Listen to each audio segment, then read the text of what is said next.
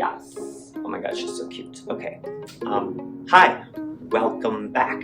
So, once we've got this kind of lovely sky with all of our beautiful clouds laid down, moving forward, make peace with some of these because we're going to cover some of them up. Don't worry, you'll know the work is there. It'll make you feel good that you did it, even though no one can see it. Kind of like parenting. I don't know. The work is evident even though no one gives you the praise. Anyway, moving forward. That skinny brush is cute, but I don't know. I felt a real emotional, spiritual connection to that big girl brush that I was playing with beginning, whatever kind of big brush we were working with the sky. So I'm going to switch back to her.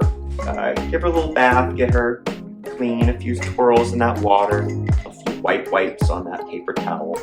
But with that slightly dewy big girl brush, I'm going to go back to my paper plates. I'm going to mix a new little puddle of just red and blue together. I want a nice, deep, dark, mysterious purple color. Red and blue, blue and red, about equal amounts. Proportion is fine. 50-50 for my mathematicians out there. And what's gonna happen is I'm gonna come up into this pink down here somewhere. I'm gonna shape out my mountains now with that big girl brush going from left to right to left, whichever side you prefer. Again, no preference. I'm gonna shape out a line. She's not gonna be a straight line because, you know, straights are boring. No offense to the straights, I love you, you're great. Thank you for processing the earth. But as far as lines go in painting, I don't have it. So there's going to be a little bit of a zigzag line. Again, when it comes to mountains, trees, clouds, all that kind of Bob Rossy business, best tip I can give, unless you think about it, the better. Just dragging your brush wherever she's going is where she's going. So I'm going to kind of shape out a big old kind of zigzaggy line. Maybe shaping out a couple places where I want my mountains to be. We've got a big kind of diamond up there, big kind of diamond up there. Maybe there's another one that goes off canvas. And just pulling that pink down. If you want to think of it like doing little crisscrosses or little X's kind of back and forth on top of each other to bring that color down. Little X's, if you're like me, you got a lot of them, so why not use them?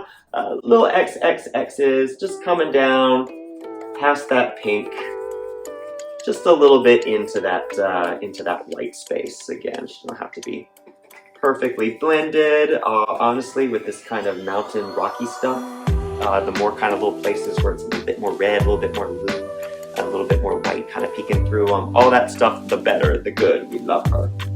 We're just kind of dangling down a nice sort of zigzaggy, rocky mountain shape there. Along this lovely little kind of line there. We'll call her Horizon.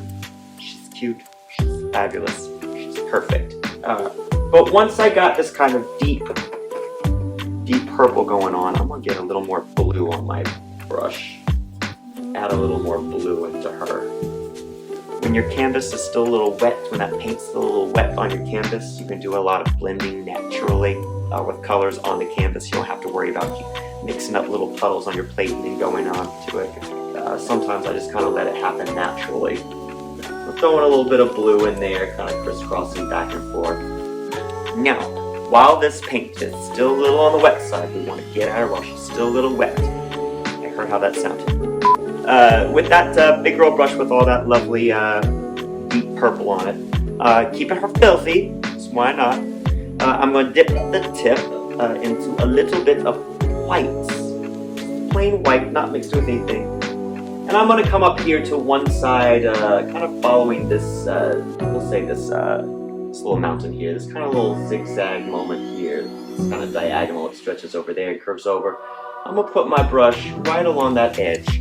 And very lightly, very gently, very gingerly touching the canvas, barely touching.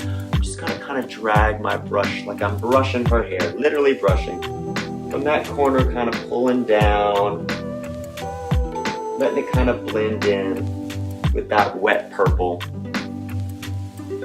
Following that line of the curve. to. Oh, you know what? Screw it. I'm gonna go in that direction because that feels interesting. Just kind of letting that white and purple kind of blend in naturally there on the canvas. The less brush strokes, the more solid a color difference, the more you move your brush around, obviously the more it's going to blend in. But I kind of like keeping it very distinct differences between this white and purple. Gives me some interesting shapes, lets me know where my sun is kind of catching the light. I might even do kind of overlapping and can go in different directions, different kind of spaces like that. I don't know, just for fun, I'm going to put a little bit of that yellow that I used on the little kind of bottom edges of my clouds. I'm going to get a little bit of that light yellow on the tip of my brush. Maybe smear her into some of that white. Very subtle, very subtle. Oh yeah, that's giving me like old sunset, scarlet sky kind of thing. Oh yeah, just kind of dragging her there. And some nice, bold, sun-drenched mountains. Maybe I'll even do another crisscross that starts going in that direction. Maybe say there's another mountain kind of facing over, just off camera. There, get a little bit more of that purple with my brush. Mountains again. The crazier looking, the better. You're probably if you think you're probably in the right place. But however many mountains are in your little environ, start with that dark color first, with a little bit of that light color there, right on the edge of your whatever size brush, big girl brush, we'll call her. Another big girl. Just kind of lightly pull in there. I want to put a little bit more white, because why not? On her. A little bit. I look like she got some snowy caps up there. Oh, the tips are so cold. Her tips, the tips of the mountains. What'd I say? Anyway, boom, mountains. Like and subscribe, and moving forward, we'll get down to our little foresty, verdant, verde kind of business. Stay tuned. Love you. See you soon.